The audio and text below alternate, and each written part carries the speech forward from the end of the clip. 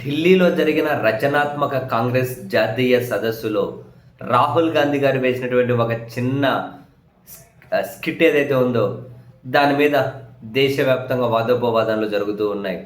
ఆ చిన్న స్కిట్ ఏంటి? ఆ వేదిక మీద అంతకుముందు రాహుల్ గాంధీ గారు ప్రసంగించుకుంటూ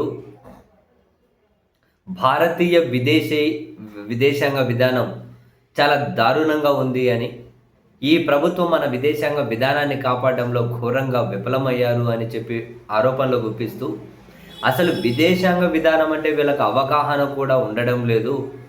ఇప్పుడు ఈ పాలకుడి దృష్టిలో విదేశాంగ విధానం అంటే విదేశాలకు వెళ్ళి విదేశీ నేతలను ఆలింగనం చేసుకోవడమే విదేశాంగ విధానం అనుకుంటున్నారని చెప్పి, అంటే వీళ్ళ విదేశాంగ విధానం ఎట్లుందంటే అని మాటల్లో కాకుండా నేరుగా రచనాత్మక జాతీయ కాంగ్రెస్ అధ్యక్షులైనటువంటి సందీప్ దీక్షిత్ని ఆలింగనం చేసుకొని రాహుల్ గాంధీ గారు విదేశీ నాయకులు ఇట్లా ఆలింగనం చేసుకోవడమే విదేశాంగ విధానం అనుకుంటున్నారు అని చెప్పి సెటైర్లు వేసేకి ఆలింగనం చేసుకున్నారు. బేసిక్గా మనకు గుర్తుండే ఉంటుంది, మెలోని ఏమంటారు, మెలోనీని మరి కొందరు నేతలను ఆలింగనం చేసుకోవడం, అట్లా చేసుకునే క్రమంలో కొందరు ఇట్లా షేక్ హ్యాండ్ ఇవ్వడం, ఇదంతా అప్పుడు మన ప్రధాని గారి మీద అంతర్జాతీయంగా కూడా కొన్ని విమర్శలు వినిపించాయి. సరిపోని అని సో దాన్ని ఏమంటారు ప్రస్తావించుకుంటూ రాహుల్ గాంధీ గారు ఇట్లా ఆలింగనం చేసుకున్నారు. కోర్స్ లేండి, ఆ తర్వాత ఇమ్మీడియట్గా సందీప్ దీక్షిత్ కూడా అన్నారు, నన్ను మెలోని అనుకొని ఆలింగనం చేసుకోవడం లేదు కదా అని రాహుల్ గాంధీ గారిని అంటే, నేను ఇంకా ఆ స్థాయికి ఎదగలేదులే అని చెప్పి రాహుల్ గాంధీ గారు మళ్ళీ రిప్లై ఇవ్వడం. ఆయన ఇదంతా కాస్త వ్యంగ్యంగానే అందరికి అర్థమయ్యే రీతిలో అక్కడ ఒక స్కిట్ లాంటిది వేశారు.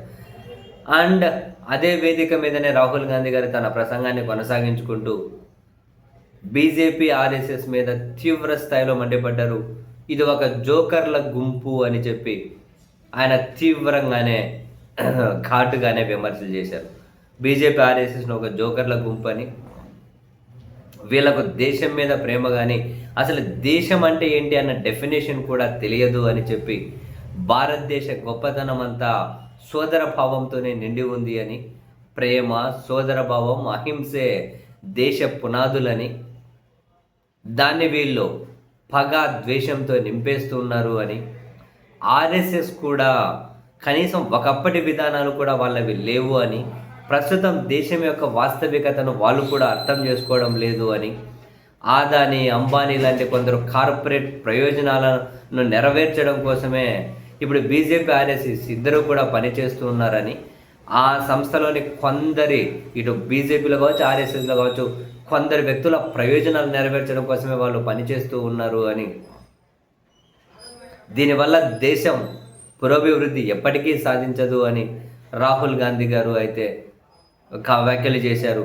అండ్ ఓవరాల్గా ఆయన ఆలింగనం చేసుకున్న స్కిట్ మీద అయితే ఇటు బీజేపీ కూడా మండిపడింది, అది మన విదేశాంగ విధానాన్ని అవహేళన చేసినట్లు ఉంది అని, రాహుల్ గాంధీ పరిపక్వత లేకుండా ప్రవర్తించారు అని వాళ్ళు బీజేపీ ఎదురుదాడి చేస్తే, కాంగ్రెస్ అయితే దందులో ఏముంది, మన వాళ్ళు పోయి విదేశాంగ విధానం ఎలాగైతే ఉంది అని అంటే, మన విదేశాంగ విధానం విఫలమైంది అన్నది నిజమే కదా, కొన్ని ఏమంటారు మెదడు ఉపయోగించకుండా అదే పదం యూజ్ చేశారు. ఈవెన్ రాహుల్ గాంధీ గారు కూడా మెదడు ఉపయోగించకుండా కొన్ని అలింగనాలు ఎవరు అటువంటివి చేయమని చెప్పింది, మన విదేశాంగ విధానం అపహాస్యం అవ్వడం లేదా అని చెప్పి కాంగ్రెస్ కూడా ఎదురుదాడి చేసింది.